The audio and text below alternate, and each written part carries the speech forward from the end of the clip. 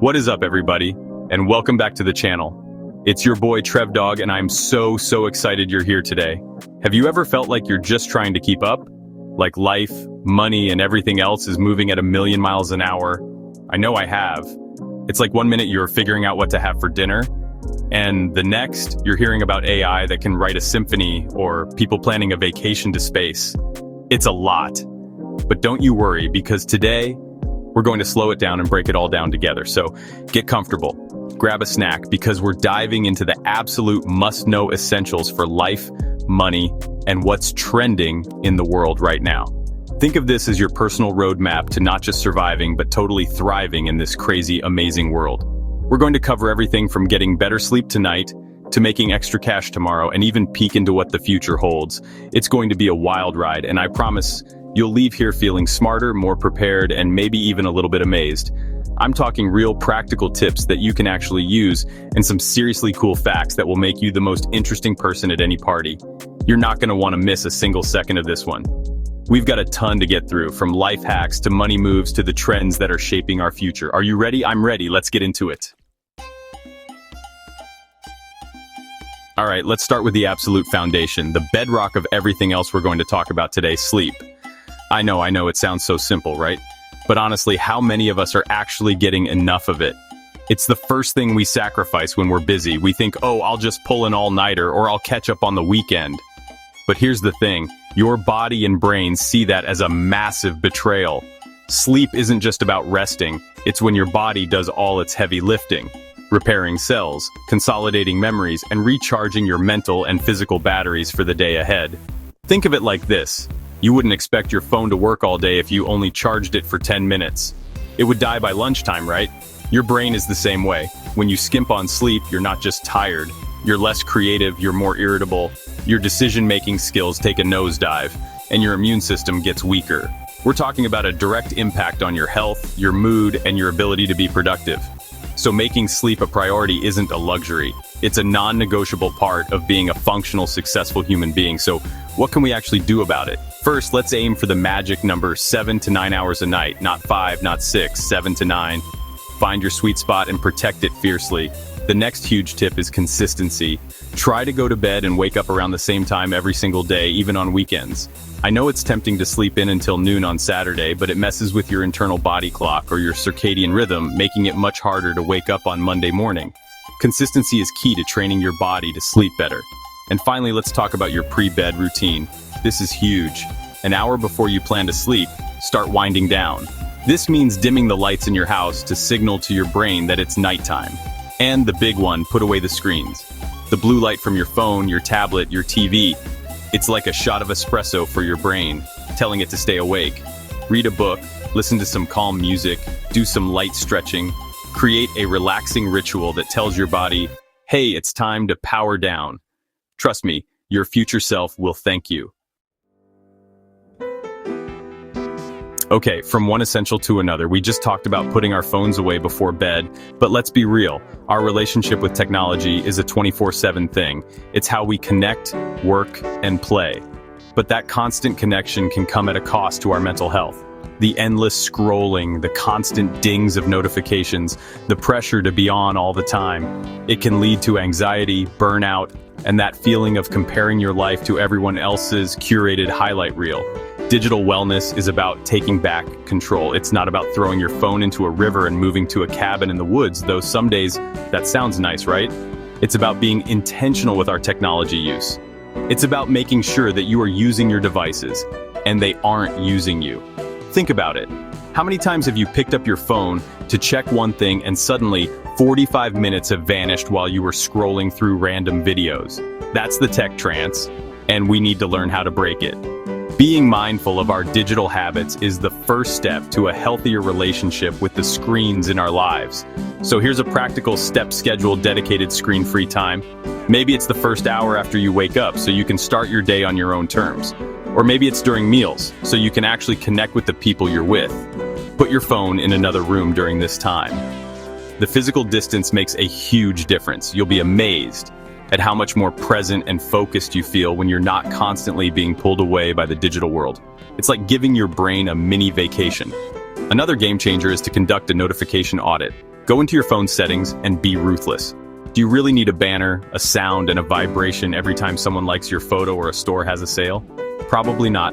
Turn off all non-essential notifications. Keep the ones for calls or messages from important people, but silence the rest. This simple act drastically reduces distractions and anxiety, allowing you to engage with your phone on your schedule, not on the app's schedule. You are the boss of your phone, not the other way around. Let's move from our digital lives to our physical ones. I want to talk about a skill that is so fundamental, yet so many of us feel intimidated by it: cooking. In a world of takeout apps and microwave meals, it's easy to see cooking as a chore. But I'm telling you, learning just a few basic cooking skills is one of the biggest life upgrades you can make. It's not just about food, it's about independence, health, and even saving a ton of money. When you cook for yourself, you have complete control over what goes into your body. Think about the benefits. Health-wise, you're avoiding all the hidden sugars, sodium, and unhealthy fats that are often packed into restaurant and processed foods.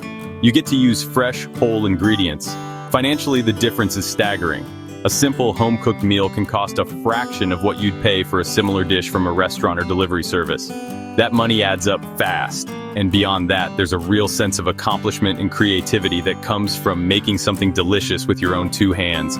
It's a skill that will serve you for your entire life. So where do you start if you feel like you can barely boil water? Don't try to become a gourmet chef overnight. Start small. Pick 2 or 3 simple, foolproof recipes. I'm talking things like scrambled eggs, pasta with a simple tomato sauce, or roasting some chicken and vegetables on a sheet pan. These are dishes that are hard to mess up and teach you fundamental techniques. Master those few things, and you'll build the confidence to try more complex recipes down the line. YouTube is your best friend here. There are endless tutorials for beginners. The other key is to stock your pantry with versatile ingredients. Things like olive oil, garlic, onions, canned tomatoes, rice, pasta, eggs, and some basic spices like salt, pepper, and oregano. With just these basics on hand, you can whip up a surprising number of simple meals without having to run to the store. Don't overcomplicate it. Start with a few simple recipes, get some versatile ingredients, and give yourself permission to make mistakes. The goal isn't perfection, it's nourishment and independence. You got this. We've covered some core life skills, but now let's talk about a mindset that underpins all of them: lifelong learning. The world is changing faster than ever before. Think about it. The jobs that are in high demand today didn't even exist 10 or 15 years ago. Technology, industries, and the way we work are constantly evolving. The idea that you can just finish school, get a job, and then coast on that knowledge for the next 40 years is completely outdated.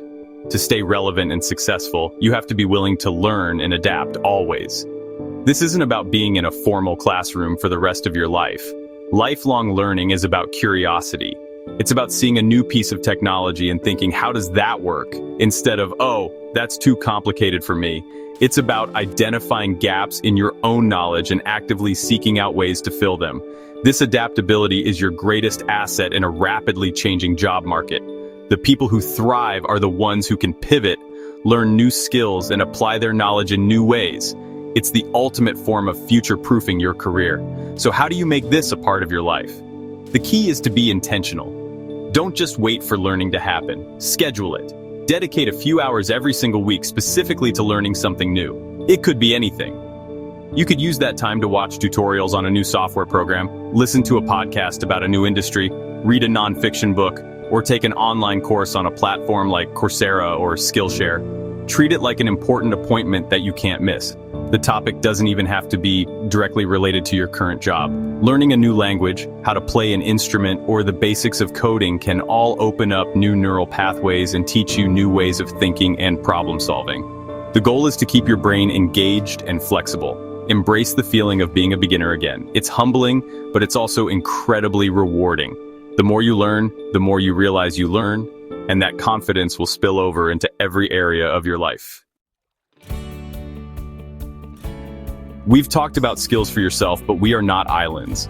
One of the most critical factors for our happiness, health, and even longevity is the strength of our social connections.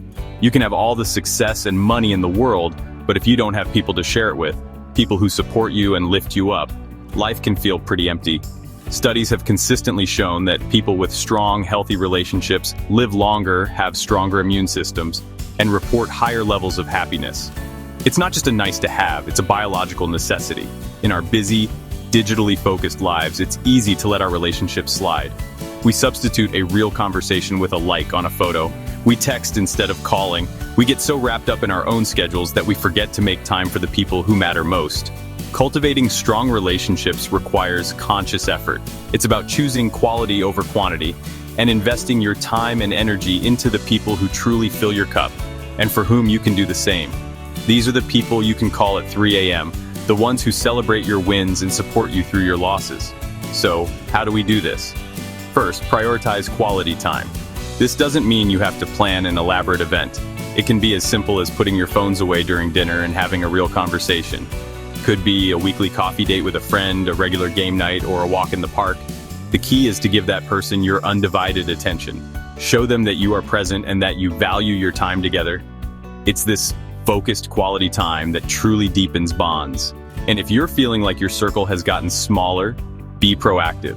Reach out to that old friend you haven't spoken to in a while. Just a simple, "Hey, I was thinking about you, how have you been?" can reopen a door. Also, consider joining groups centered around your hobbies and interests. Whether it's a book club, a hiking group, a sports league, or a volunteer organization, these are fantastic ways to meet like-minded people and build new connections organically. Step out of your comfort zone a little. The reward, a rich, supportive social life, is more than worth the effort. All right, let's switch gears and talk about something we all love, making some extra money. And we're going to start with the easiest, fastest way to do it, using stuff you already have. Look around your room, your closet, your garage. I guarantee you have things sitting there collecting dust that you haven't used in months or even years. Old electronics, clothes you no longer wear, books you've already read, furniture that doesn't fit your style anymore. That's not clutter, my friends. That's a hidden pile of cash waiting to be claimed. Selling your unused items is a total win-win-win situation. First, you make money, sometimes surprisingly good money, without having to do any work in the traditional sense. You're just converting dormant assets into liquid cash. Second, you declutter your space, which has a proven positive effect on your mental health. A cleaner, more organized environment leads to a clearer, less stressed mind. And third, it's great for the planet. You're giving your items a second life and keeping them out of a landfill. It's a side hustle that makes you feel good in more ways than one. So where do you actually sell this stuff? You have so many options today. For clothes, shoes, and accessories, apps like Poshmark, Depop, and Vinted are fantastic. They have built-in communities of buyers looking for exactly what you're selling. For furniture, electronics, and just about anything else, Facebook Marketplace is king. It's local, so you can often arrange for a quick pickup and get cash in hand without dealing with shipping. For more niche items like collectibles, vintage goods, or handmade crafts, eBay and Etsy are still the go-to platforms. Here are a few quick tips to be successful. Take good, clear photos in bright, natural light. Be honest and detailed in your descriptions. Mention any flaws or wear and tear. And finally, price your items competitively. Do a quick search to see what similar items are selling for. Don't get greedy, but don't undervalue your stuff either. A little bit of effort here can turn that pile of, "I'll use it someday," into a nice boost for your bank account. Go on a treasure hunt in your own home. So you've sold your clutter, but you want to keep the cash flow going. Let's talk about the gig economy. This is all about on-demand services where you can basically flip a switch and start earning money on your own schedule. If you have a car, a bike, or even just a good pair of walking shoes, you can get started almost immediately. This is the ultimate in flexible work. Need money for a bill that's due next week? You can go out and earn it this weekend. It puts the power directly in your hands. The most well-known players in this space are rideshare and food delivery services. Think Uber, Lyft, DoorDash, and Instacart. The beauty of these platforms is their incredible flexibility. You open the app, go online, and start accepting jobs. You can work for an hour between classes, a few hours in the evening after your main job, or put in a full day on a Saturday. You are your own boss, deciding when and how long you work. It's a perfect way to supplement your income without committing to a rigid part-time job schedule. But it's not just about driving people or delivering food. The gig economy is much broader than that. Platforms like TaskRabbit allow you to offer your services for all sorts of things. Are you good at assembling IKEA furniture? People will pay you for that. Can you mount a TV, do some minor plumbing work, or help someone move a heavy couch? There's a gig for that. Are you organized and good at running errands? You can become someone's personal assistant for a few hours. Think about the skills you have and how they can solve someone else's problem. To get started, the process is usually pretty straightforward. You'll download the app, create a profile, and submit some basic information for a background check. Once you're approved, you're ready to roll. The key to maximizing your earnings is to be strategic. Learn which times of day are busiest in your area, like lunch and dinner rushes for food delivery or weekend evenings for rideshare. Be professional, communicate clearly with your customers, and aim for good ratings, as that can often lead to more opportunities and better tips. It's fast, flexible income at your fingertips. Okay, what if you want to make some extra money without even leaving your couch? Maybe you don't have a car, or you just have small pockets of free time throughout the day, like during your commute on the bus or while you're waiting for water to boil. This is where the world of online surveys and microtasks comes in. Now, let's be crystal clear about this. You are not going to get rich doing this. This is not a replacement for a job. But it is an incredibly easy, zero-commitment way to earn a few extra bucks for your coffee fund or a streaming subscription. So what are we talking about? There are dozens of websites and apps out there called market research panels that will pay you for your opinion. Companies are desperate to understand consumer behavior, and they're willing to pay for data. You sign up, fill out a profile about your demographics and interests, and they'll match you with surveys. You might be asked about your grocery shopping habits, your thoughts on a new movie trailer, or your opinion on a car commercial. You're essentially getting paid to share what you think. Beyond surveys, there are platforms for microtasks. The most famous one is Amazon Mechanical Turk, or MTurk. This is a crowdsourcing marketplace where businesses post small, simple tasks that computers aren't great at yet. This could be things like identifying objects in a photo to help train an AI, transcribing a short audio clip, or verifying data from a business card. Each task pays a small amount, often just a few cents, but they can be completed in seconds. If you get into a rhythm, you can knock out hundreds of these in an hour. To get started, you just need to sign up on a few reputable platforms. Some popular survey sites include Swagbucks, Survey Junkie, and Prolific. For microtasks, MTurk is the biggest, but platforms like Clickworker are also an option. The key is to be patient. You won't qualify for every survey, and the highest paying tasks can be competitive. The best strategy is to sign up for several platforms to maximize your opportunities. It's a simple, mindless way to turn your downtime into a little bit of extra cash. Now, for a money-making method that's a little different, but can be surprisingly lucrative and also does a lot of good. I'm talking about donating plasma. You've probably driven by the donation centers before. This is a way to earn a substantial amount of extra cash while literally helping to save lives. Plasma is the liquid portion of your blood, and it's rich in proteins that are used to create life-saving medicines for people with rare diseases, immune disorders, and trauma victims. There is a constant critical need for it. So what's the difference between donating blood and donating plasma? When you donate whole blood, you're done in about 15 minutes. When you donate plasma, the process is a bit longer, usually about 90 minutes. They draw your blood. A special machine separates the yellowish plasma from the red blood cells and other components. And then the machine returns your red blood cells back to you with some saline. This process is called plasmapheresis. Because you get your red blood cells back, your body recovers much faster than from a whole blood donation. This faster recovery time is key because it means you can donate much more frequently. While you can only donate whole blood once every 8 weeks, you can typically donate plasma up to twice a week, with at least 1 day in between donations. Because of the time commitment and the frequency, donation centers compensate you for your time. The payment structure often includes bonuses for new donors and for donating consistently. It's not uncommon for a new donor to make several $100s in their first month. To get started, you'll need to find a local donation center. Major companies include CSL Plasma and Grifols. You'll go through a health screening, a physical, and your first donation. You need to be well hydrated and have a good meal before you go.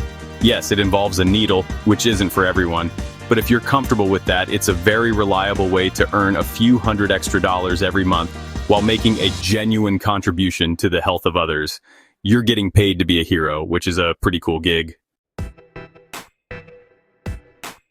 We've covered some quick cash methods, but now let's talk about building a more sustainable and potentially much more lucrative income stream online. This is freelancing. If you have a skill that can be delivered digitally, you can make money from it online on your own terms. Are you a good writer? A graphic designer? Do you know how to build websites, manage social media accounts, edit videos, or do voiceover work? These are all highly in-demand skills that businesses and individuals are willing to pay good money for. Freelancing is the ultimate way to monetize what you're already good at. Unlike a traditional job, you're not tied to one employer. You work on a project-by-project basis for various clients.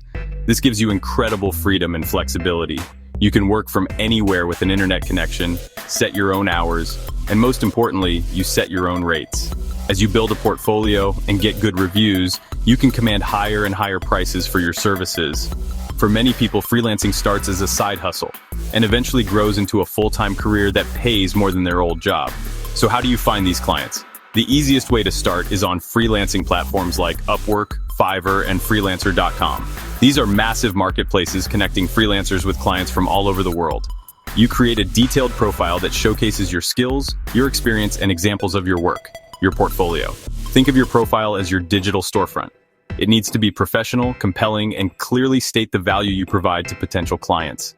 When you're starting out on these platforms, the key is to get your first few jobs and build a solid reputation. You might need to set your initial rates a little lower than the top freelancers to be competitive.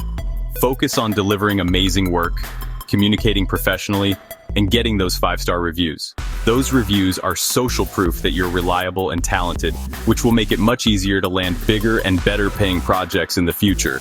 Don't underestimate the skills you have. There's a market for them. What if you could build something once and get paid for it over and over again, even while you sleep? That's the magic of passive income. And one of the best ways to achieve it is by creating and selling digital products. A digital product is any product that exists in a digital format and can be sold and delivered online without you having to physically ship anything. Once you've created the product, the sales process can be almost completely automated. This is a powerful way to decouple your time from your income. The possibilities for digital products are virtually endless, and they can be tailored to any skill or passion you have. Are you an amazing photographer? You can sell presets for photo editing software like Lightroom. Are you super organized? You could create and sell digital planners or templates for Notion. If you're a musician, you can sell royalty-free background music or sample packs. Other popular ideas include ebooks, online courses, website themes, stock photos, and printable art. The key is to find a problem or a need that your target audience has and create a digital solution for it. So how do you sell these products? You have a couple of main options. You can use a marketplace that already has a huge built-in audience. For example, Etsy is a fantastic place to sell digital downloads like planners and art prints. For creative assets like fonts, graphics, and themes, you can use a platform like Creative Market. For online courses, platforms like Udemy or Teachable make it easy to build and sell your curriculum. These marketplaces handle the payment processing and delivery for you, making it super simple to get started. The other option is to sell directly from your own website using e-commerce tools like Shopify or Gumroad. This gives you more control over your branding and customer relationships, and you don't have to pay marketplace fees, but it also means you're responsible for driving all your own traffic. Whichever path you choose, the upfront work is in creating a high-quality product. But once that work is done, you've created an asset that has the potential to generate income for you 24/7, freeing you up to work on your next project or just enjoy your life. Let's stick with online income streams. This next one, affiliate marketing, is perfect for people who love sharing their favorite products and services. In a nutshell, affiliate marketing is a system where you earn a commission for promoting another company's product or service. You're essentially a freelance salesperson for brands you like and trust. You sign up for a company's affiliate program, they give you a special unique tracking link, and every time someone clicks your link and makes a purchase, you get a piece of the profit. This model is everywhere online, even if you don't always notice it. When you see a YouTuber talking about their favorite camera gear, and there are links in the description, those are likely affiliate links. When a blogger writes a review of a new software and includes a button to try it now, that's probably an affiliate link. It's a win-win situation. The company gets a new customer they might not have reached otherwise, and you get rewarded for sending that customer their way. The most important rule in affiliate marketing is authenticity. You should only promote products and services that you genuinely use and believe in. Your audience trusts you, and if you start recommending junk just to make a quick buck, you'll lose that trust in a heartbeat. The key is to build an audience around a specific niche or interest, whether that's tech reviews, sustainable fashion, home cooking, or fitness. By consistently providing valuable content like reviews, tutorials, and recommendations, you become a trusted source of information. To get started, you can join large affiliate networks like Amazon Associates, which lets you earn commissions on almost anything sold on Amazon. There are also networks like ShareASale or CJ Affiliate that connect you with thousands of different brands. Many companies also run their own in-house affiliate programs. The key is to build your audience first. Whether it's through a blog, a YouTube channel, an Instagram account, or a TikTok profile, focus on creating great content and building a community. Then you can naturally integrate affiliate links in a way that helps your audience and earns you an income. Do you have a knack for explaining things? Were you the person your friends always came to for help with their math homework or to proofread their essays? If so, you could have a fantastic and well-paying side hustle, or even a full-time career in tutoring and teaching. This is honestly one of the most direct ways to monetize your knowledge. Whether you're an expert in algebra, a history buff, a native Spanish speaker, or a guitar virtuoso, there is someone out there who wants to learn what you know and is willing to pay for your guidance. The demand for tutors is consistently high, covering every subject imaginable from kindergarten reading to university-level physics. And today, you're not limited to your local neighborhood. The rise of online tutoring has opened up a global market.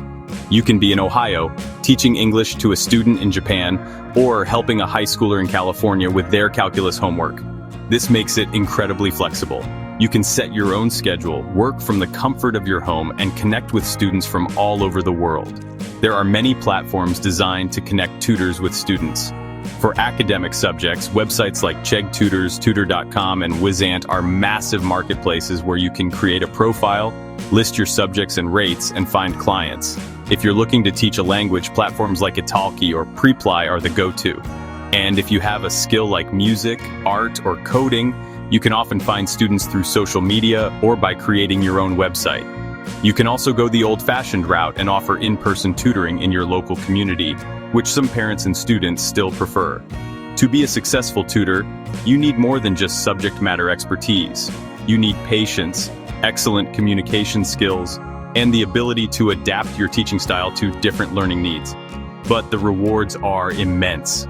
Not only is the pay often very good, with experienced tutors charging high hourly rates, but there's a deep satisfaction that comes from seeing that aha moment on a student's face when a concept finally clicks. You're not just earning money, you're making a real impact on someone's education and confidence. Okay, we've covered life, we've covered money. Now let's dive into the future and talk about the trends that are shaping our world right now. And you can't talk about the future without talking about artificial intelligence. Specifically, let's look at the creative explosion being driven by generative AI. These are AI models like Midjourney, DALL-E, and Sora that can create stunningly original images, music, and even video from simple text prompts. You can type a fox in a spacesuit riding a skateboard on Mars in the style of Van Gogh, and in seconds, you'll have it. It's honestly mind-blowing. This technology is completely transforming the creative landscape. For artists, designers, and filmmakers, it's becoming an incredibly powerful tool. It can be used for brainstorming, creating concept art, generating background assets, or even producing entire finished pieces. It's democratizing creativity in a way we've never seen before. Someone with a great idea but no traditional artistic skill can now bring their vision to life. It's leading to new forms of art and new ways of telling stories that were previously impossible or just way too expensive to create.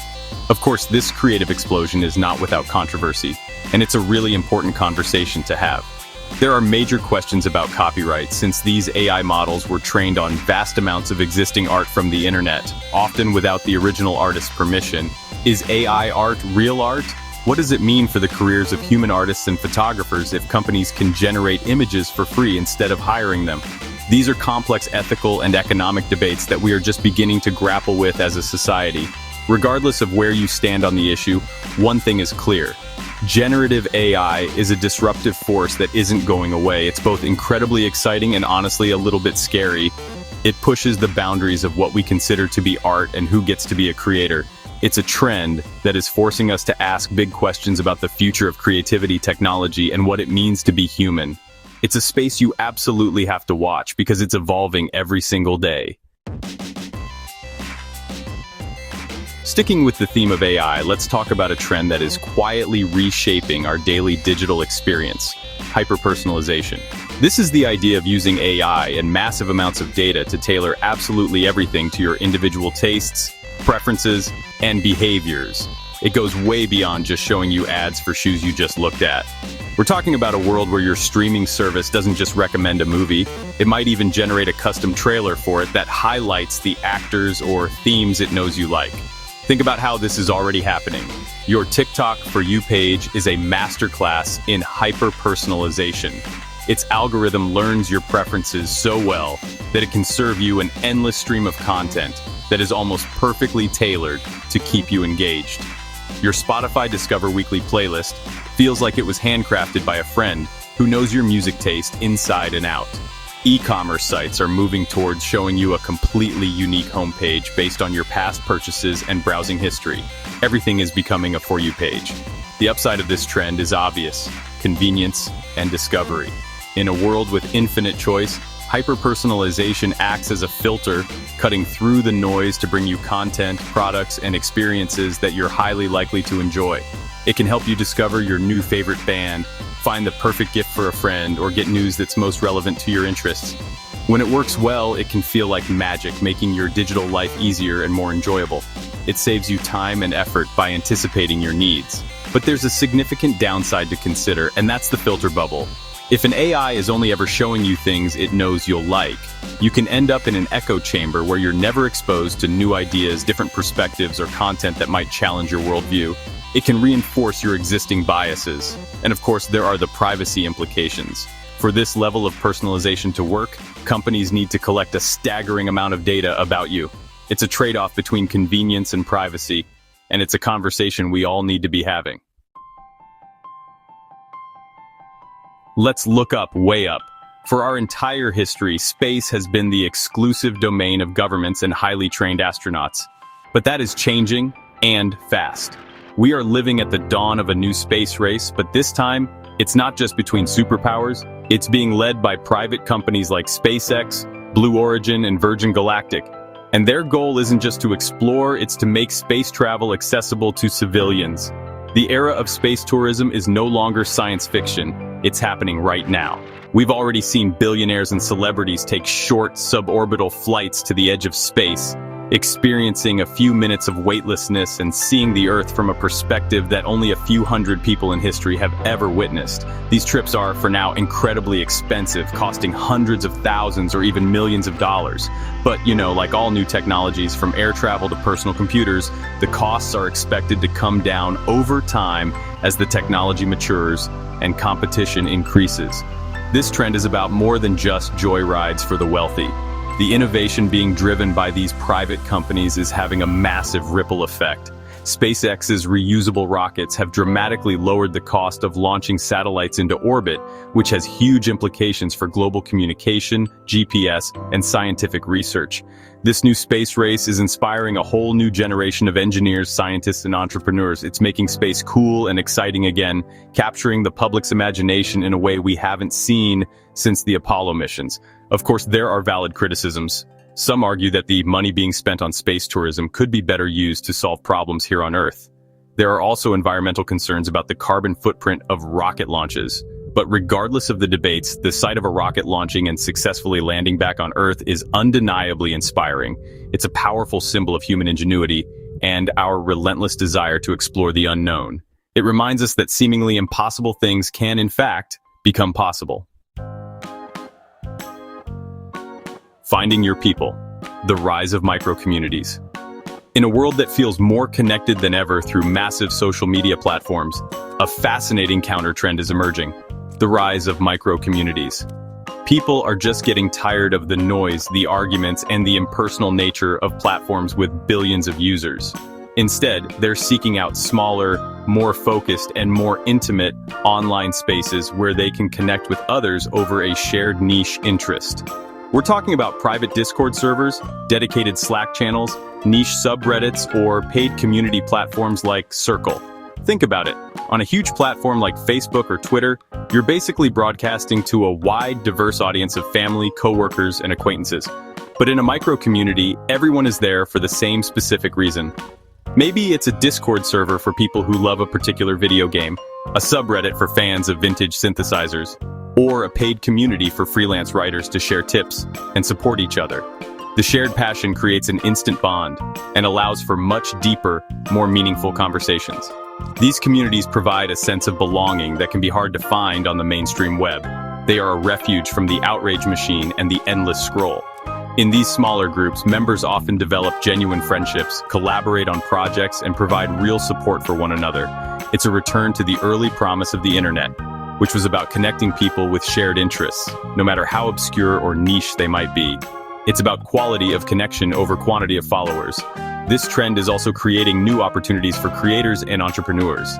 Building and nurturing a dedicated micro-community can be a powerful business model. People are often willing to pay a subscription fee to be part of a high-quality, well-moderated community that provides real value, whether that's exclusive content, networking opportunities, or just a safe and positive place to hang out. It's a shift from building a massive audience to cultivating a true community, and it's a much more human-centric way to think about our lives online. The pickleball phenomenon. Let's talk about a trend that has exploded out of nowhere to become a global obsession. You've probably seen it, you've definitely heard it, that distinctive pop, pop, pop sound coming from local parks and tennis courts. I'm talking about pickleball. This sport, which is kind of a mix between tennis, badminton, and ping pong, has seen a meteoric rise in popularity over the last few years. It's now one of the fastest growing sports in America and around the world, and it's attracting players of all ages and athletic abilities. So why the sudden boom? The secret to pickleball's success is its accessibility. The court is smaller than a tennis court, the paddle is lightweight, and the plastic ball doesn't travel as fast. This means the learning curve is incredibly short. You can pick up a paddle for the first time and be having a fun, competitive rally within 15 minutes. Unlike tennis, which can take years to master, pickleball offers instant gratification. This makes it incredibly appealing to people who might be intimidated by more traditional sports. But the real magic of pickleball is its social aspect. It's almost always played in a doubles format, which makes it inherently social. The smaller court size means players are closer together, allowing for conversation and banter during the game. The culture of the sport is famously friendly and welcoming. At most public courts, there's a system where players rotate in and out, so you're constantly mixing and playing with new people. It's become a major social hub, a way for people to get exercise, get outside, and make new friends. This isn't just a fad for retirees anymore, though they are certainly a huge part of the community. Young people, families, and serious athletes are all getting hooked. There are now professional pickleball leagues with broadcast deals and star players. Celebrities are investing in teams. It's a full-blown cultural phenomenon. It's a perfect storm of being easy to learn, great for your health, and incredibly social. If you haven't tried it yet, find a local court. I promise you'll understand the hype after just one game. Hacking your biology for a longer life. For our final trend, let's look at something that sounds like it's straight out of a sci-fi movie: biohacking. This is a broad term for the trend of using science, technology, and a DIY ethos to take control of your own biology in order to optimize your health, performance, and even extend your lifespan. It's about seeing your body as a system that can be upgraded. Biohackers use a wide range of techniques, from the simple to the extreme, all in the pursuit of becoming the best possible version of themselves. On the more accessible end of the spectrum, biohacking includes things we've already talked about, like optimizing your sleep, tracking your nutrition with apps, and using wearable tech like an Oura ring or a Whoop strap to monitor your body's data. It can also include practices like intermittent fasting, taking specific supplements and nootropics, so-called smart drugs, and using cold plunges or infrared saunas to reduce inflammation and improve recovery. These are things that many people are incorporating into their wellness routines.